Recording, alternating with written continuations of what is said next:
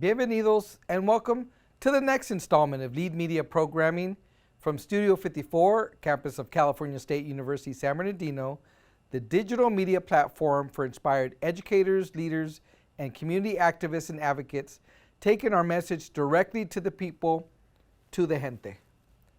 Thank you for sharing our common interests in the analysis, discussion, critique, dissemination, and commitment to the educational issues that impact Latinos. I'm your host, Dr. Enrique Murillo Jr., and this episode is a syndicated replay from Season 9 of Lead Summit 2018. The theme that year was Viva la Mujer, and the strands and design of the summit that year were all planned and led by the Mujeres of Lead.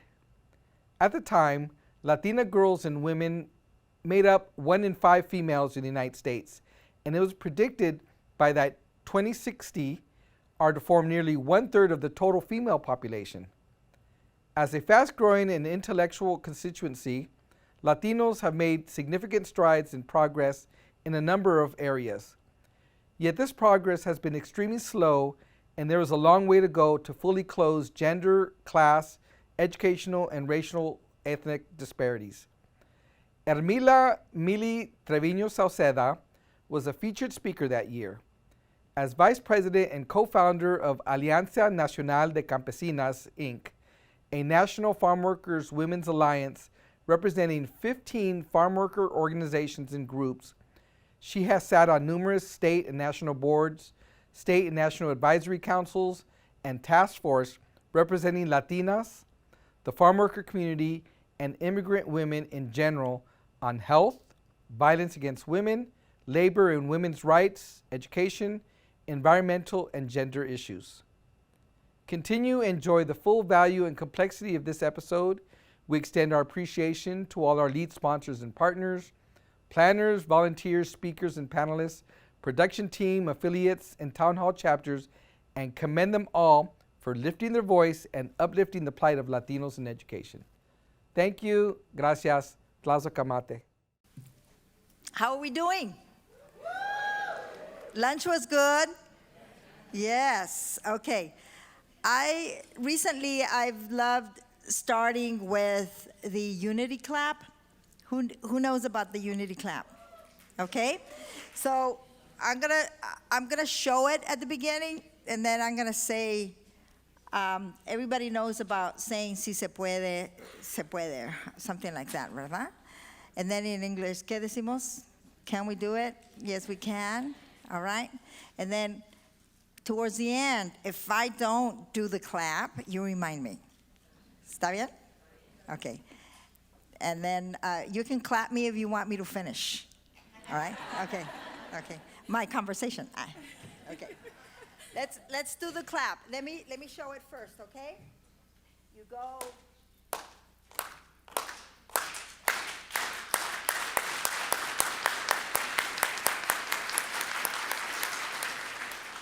You go slower. Slower. ¿Se puede? ¿Se puede? Sí, se puede. No, I'm not hearing. I don't think you ate enough. ¿Se puede? Sí, se puede. ¿Se puede? Sí, se puede. Can we do it? Yes, we can. Can we do it? Yes, we can. All right. All right. Thank you very much. Thank you, Francis. Thank you, Dr. Enrique. Thank you, all the people, wonderful people that are very, very supportive. And the people that, all together made this happen. This is a success. It's great. I love it. Ever since, as we walked in, I do have my mom here with me, and I thank everybody that greeted us, my mom and my sister Veronica, one of the 10 children. I'm the second, and my nephew Adrian. They wanted to accompany me, so muchas gracias por estar aquí. My mom has a long history also, and this is why I am who I am. Chingona. Okay, gracias.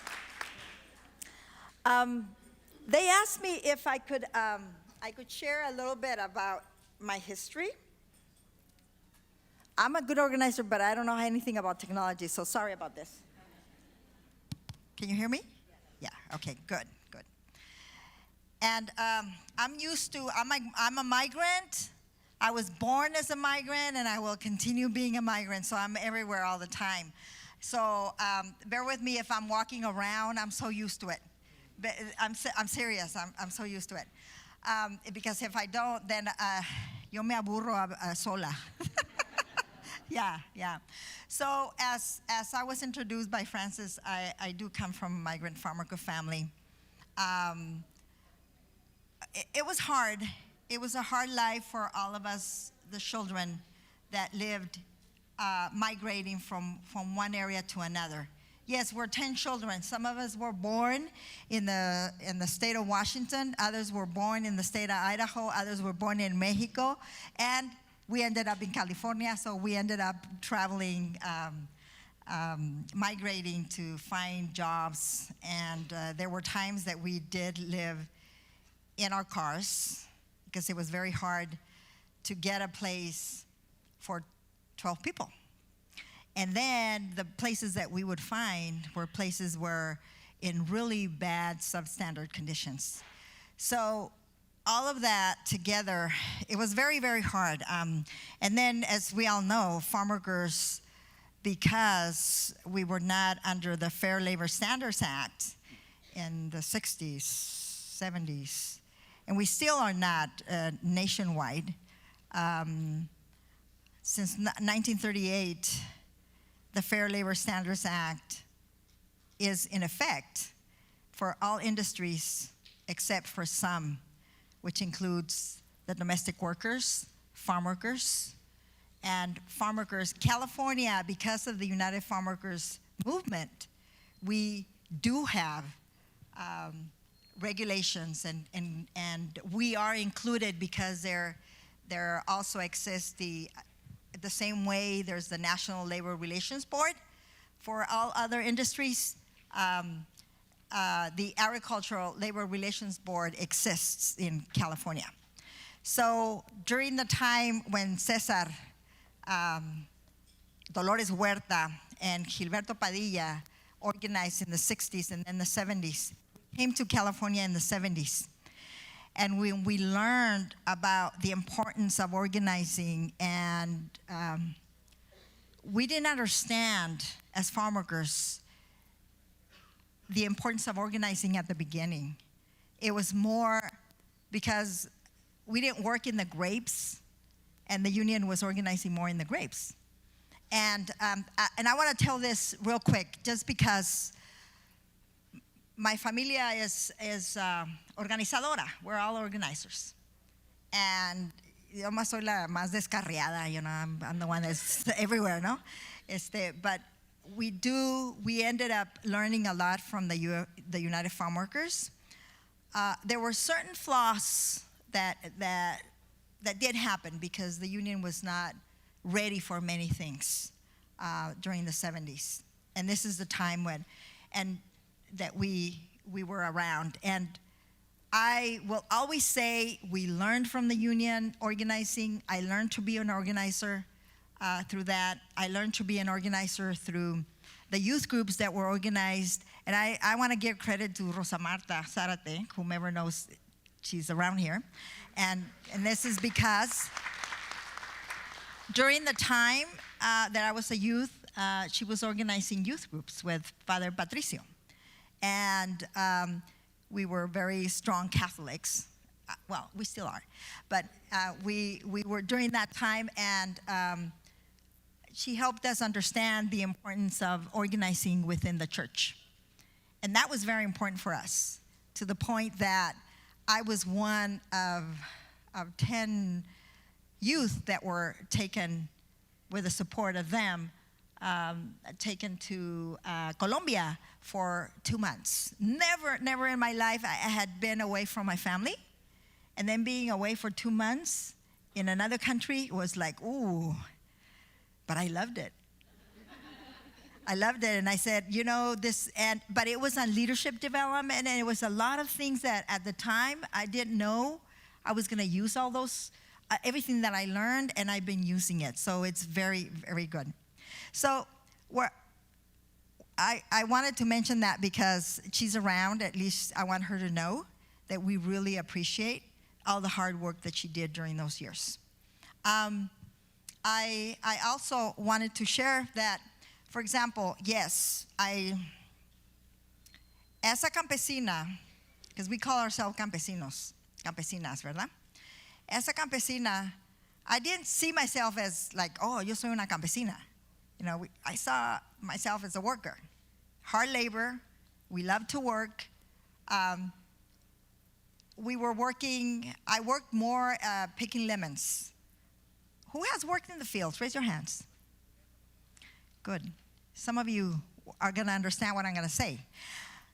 Working in the agricultural fields, especially picking lemons, you had this long sacks, sacos as we call them in Spanish, and you're getting on ladders. You have to carry the ladder around the tree, and then you have to put it in a certain way, so if not, you fall. And I fell many times, you know. So filling the sack, it weighed 70 pounds.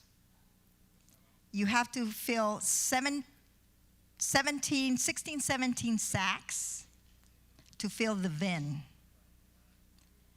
And the first year, every day I could only fill 2 bins during the day. And I was exhausted. By the 5th year, I was competing with my brothers, filling 5, 6 bins in less than 8 hours. But I loved my work, but it was very bad paid. But when we learned about the United Farm Workers, we didn't want to join the union because grape workers were earning very little. It was by the hour, so it was less. We were earning more. But what really pushed us to get organized was the pesticides we were being sprayed when we were working. I know my mother in the 60s in Idaho, and then us in the 70s, we were sprayed. And I know my mother has a lot of health issues because of that. And because she worked plenty of years. And I think she lost some pregnancies. You would say, well, she already had 10 children. Yeah, but that, her reproductive system was damaged. And other health issues. And we have several of our sisters who also have health issues because of that. And that's not just it. We also didn't have any sanitary, los baños as we call them. So for men it's much easier, but for women, you know what it has to happen. Then we would go and hide behind the trees, and then we would find out someone else was watching. It's like, give me a break. But sometimes it was not intentional. But for us, that, and then we were not paid our wages. There was a lot of wage, and still, many of the things I'm talking about are still happening. This is why we're still organizing. And so we decided to join the union, and that's how I learned. Not because women were taking the leadership during those years. It was, my father was very adamant in terms of convincing the other señores about the importance of getting organized, but he didn't have that much school. Actually, he had very little school because he also was a farm worker from Texas. And so he would always ask me to help him out in terms of writing information or talking for him or with him to talk to the rest of the workers. And because he was a negotiator. He was hired by the union because people had a lot of support. It supported my dad because era de hueso colorado, as we call him, no? Well, where I'm getting at here is that I tagged along my dad and I see the majority were men. And that's not bad. They were all very respectful with me. But I didn't see other women, much less other teenagers like me or young adults. But I learned to organize, and I learned that organizing with a familia is one of the best things you can do. So I learned with time that there's a lot of power if you are working as a collective. My mom showed us, the elders of in my family, my siblings and I, to do everything together. Of course, when we would go to Mexico, she would say, no, mijos, ustedes váyanse a correr allá afuera, because, you know, it's not seen right that the boys are washing dishes or things like that. But when we were here in the United States, which we spend more time here, it was very different. I want to concentrate on several things, and maybe it's this. Because of all the things that were happening to us, migrating from one place to another, we would migrate from the Coachella Valley to the Palo Verde, which is in Blythe, whoever knows those areas, to Borrego Springs, and then come back to in the Riverside area, because it was all citrus, not just lemons, it was grapefruit, oranges. We did all that work. And then when we would go to the Central Valley, it was the almendra, the almonds, and some of the grape work. When we would do that kind of work, we would see many other workers go through some hard times. We never had the issue of immigration because most of us were either born here or we had our permanent residency. But we saw many people, and we ended up housing a lot of them. And apenas cabíamos nosotros, and they also, you know, my parents would also say, you know, we want to protect them, you know, in different ways they would do that. And so I ended up getting a lot of those principles. But what really caught me was organizing. When you organize, if you organize by yourself, you can make a difference. But when you organize with many, you change the world. And when you organize, then I learned that when you organize with mujeres, oh man, quítate porque ahí voy, ¿verdad? It's like that. So there's different things that happened in my life that really resonates every time I'm talking with people, and this is that you all, people that I'm talking with, you all have your own experience. You all have gone through so much obstacles, hardship, and things that it's a matter of how hard it hits you and how quick you get up from that. And it makes you stronger if you learn from that. So I want to thank every single one of you for being here, because you have your own purposes in life. And if you're here, it's because you're interested in education, you're interested in health, you're interested in the well-being, you're interested in the security of your community, and because you want others to also learn from that. So, gracias. Muchas gracias. Okay, todavía no termino. Okay, todavía no termino. Okay. So, what I love also to share is this. When I worked for California Rural Legal Assistance, it's a legal services agency, for 10 years. They hired me from the fields because we were organizing in the fields. Of course, that organizing, whomever knows what organizing takes in a company, you might get fired, ¿verdad? Well, I was fired several times. It was not an easy thing, especially when they se burlan de ti and they take it, they belittle you. There are different things happen, no? at the same time, as a teenager and a young adult, as an organizer and a worker, especially a worker, I learned about my rights. But during that time, this is why I'm saying that the union and many other people were not prepared. I was being sexually harassed. I am lucky I was not raped. I was being sexually harassed by the crew leader, who was very close friends with my dad. So you all can know it was very hard for me to say something.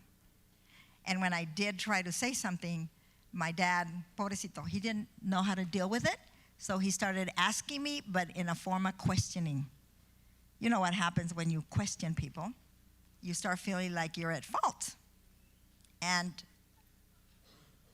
I remember only crying and not wanting to say anymore. And when all this was happening, I didn't know other women were going through the same thing. So I silenced myself for the rest of the years that I worked in the fields. So what do you think happened? I was harassed in other places because I became very vulnerable, knowing that maybe I was not going to be believed, or maybe people were going to shame me, or maybe people were going to, me iban a echar la culpa, you know? I was going to be at fault. All these myths that I didn't understand. I just knew that that's the way, that were some of the traditions. And then the other is the taboo. You don't talk about sexuality. You don't talk about sex. You don't talk about anything related to that. So it kept me from sharing. So it kept me more inhibited.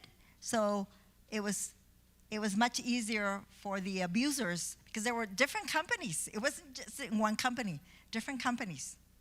What we have found out through all the research that we've done since 1988 through now, that 9 out of 10 women in the fields have been sexually harassed at least once in their lifetime at work.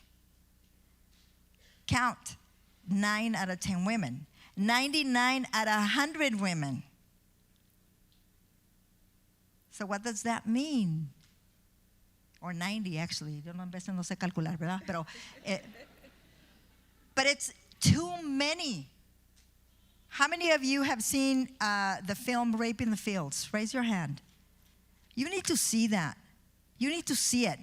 Our organization helped this researcher done by PBS. They were presented in PBS y todo eso, ¿no? They help bring out to light this kind of issue. This is just one out of many other issues that women go through. The discrimination. When I was pregnant, I was fired. Well, I'm lucky I was just pregnant once, you know? So I was fired. And I had to do something else because we needed to support, the family. But then, in a certain point in time, I started to understand, que mejor that I didn't have to do that kind of work, ¿verdad? Because of the chemicals. Well, anyway, where I'm getting at right now is when, with time, because I was hired, because I was an organizer, and there's many different stories that I, along other women and men at the beginning, went through about abuse, exploitation, minimization about who we are. All that went by. When I started understanding that it wasn't just happening to me, that angered me very much. Because se me prendió el foco. I really started understanding, ¿sabes qué, Mily? If you keep shut, what's going to happen? The continuum of abuse, the cycle of abuse keeps happening.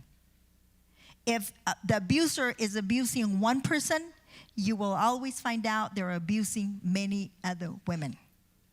We have helped many women that have not just been assaulted like me, they've been raped in the fields. Not so far from here, Rivera Company. Too bad it's a Latino company. It was a Latino company. Several women complained. And after they complained, there was a lawsuit. And the discovery in all that is that not only the mayordomos, not only the supervisors, not only the general supervisors, the owner and some workers were raping women in the fields. That is very sad. It's a culture that has been created as easy as that. That's not fair. That's not fair. So when we started talking, it was very, very hard for us. We could talk among ourselves, but we were not willing to talk somewhere else. So let me real quick say this. I was working, yes, for that legal services agency. Ay, yo muy fregona, muy chingona there. I felt that I already knew what to give people because I'm from that community. I was giving information. I was telling people, this is what you can do. These are all your rights. And then I started questioning, why don't people do anything? ¿Por qué no hacen nada? ¿Por qué no se defienden? Porque, I started questioning. And then it was a slap in my face when I learned, Mily, you're not the savior. Give the information and people will decide when. And you know how that came about? It's when we did this needs assessment. This needs assessment about, and because your students are here and faculty, look this up. It's the Farmworker Women's Needs Assessment by Maria Elena Lopez Treviño. And she did this master's thesis with about farmworker women. And some of us helped in terms of putting together the questionnaire. I'm going to say it real quick because ya se me está acabando el tiempo and I wanted to say many other things. Okay. It was about finding out all the issues that farmworker women were going through, their families, education, their immigration, not necessarily about immigration status, about immigrating to the United States. In terms of violence against women, we didn't use those terms because we knew it was going to be kind of hard. Actually, that thesis got an award at Cal State Long Beach because she was doing her thesis over there. And without having, I didn't go to high school, okay, to start with. And I was already helping with that. I learned about not having limits after organizing and doing many other things. So when we did this assessment, what helped me really understand that wanting to do something in the community is not just taking something to people and saying, here it is, I have the information for you, I know what you need. Al contrario. Get them involved, get them engaged, get them to learn more. Help them understand that they have the power of deciding what is going to happen with their life. That changed my life. The women were not saying that when we were interviewing them. They were saying all the issues, all the problems. But then there's a question towards the end, or several questions towards the end that were helping us understand what is it that they think needs to be done to do change in all these issues that they were sharing. Some of them se estaban quejando de all the service providers, okay? That the bad, whatever, different things, ¿verdad? Well, what helped me really understand that the work I was doing is just service. It wasn't changing. It was giving information to people, yes, but getting them involved to see themselves as, ¿sabes qué? Yo no voy a esperar que venga alguien a salvarme. I'm not going to wait for anybody to come and save me. So the women started saying, if there are any groups for women Or is there any support for us? So I mean, in their own words, they were saying all this. So the women that were interviewing, the interviewers, we would get together. As an organizer, I would get them together. Les vamos a hablar. Y you know what I'm learning from them is that they're not expecting us to go and save them. They're not expecting us to just give them what services exist.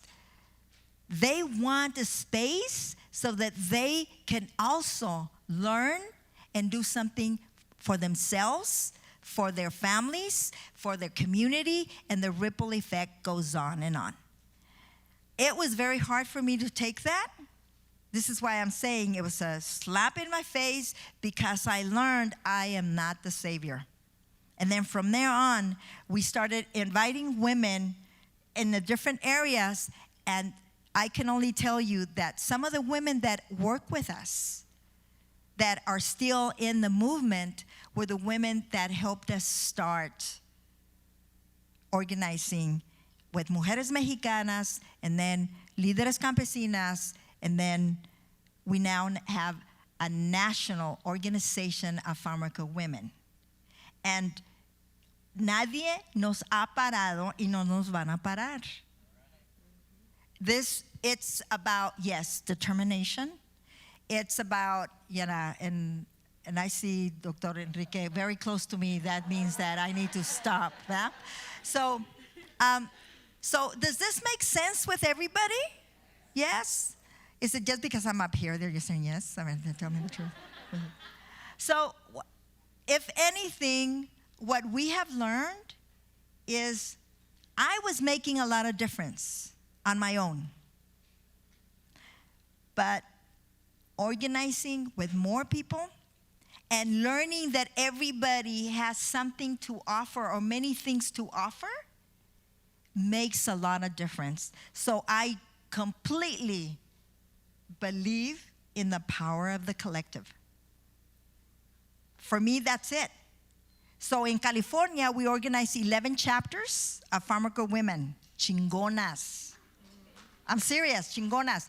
And what is it that we don't only do information to distribute. We go to the councils, we go to the commissions, and some of them are wanting to become commissioners, and some of them want to be part of the city councils, and we're going as far as that. It's nothing stopping us. It's not about convincing only the public officials, it's becoming one, ¿verdad? And learning from that. So this and many other things we have learned. Of course, we have gone to China, we have gone to South Africa, we have gone to Europe, we have gone to Latin America, to many places where the women are talking our issues, but are saying, this is what we're doing to create change, because it's us that are gonna be able, as we learn and we work together, is we're gonna make the changes in our communities. And the last thing is, who has heard about Time's Up and what's going on in the entertainment industry with sexual harassment in the workplace? The actresses, raise your hand, yo sé que todos saben. Okay. Our organization, Alianza Nacional de Campesinas, with Líderes Campesinas, which is the organization here, helped put together that open letter for the women and men in the entertainment industry, saying, we understand what you're going through. We are not surprised, but we're with you, and we believe you. And we will stand right next to you, because the only way this culture of violence against women is going to change is that all of us join and work together. So, ¿hacemos el aplauso?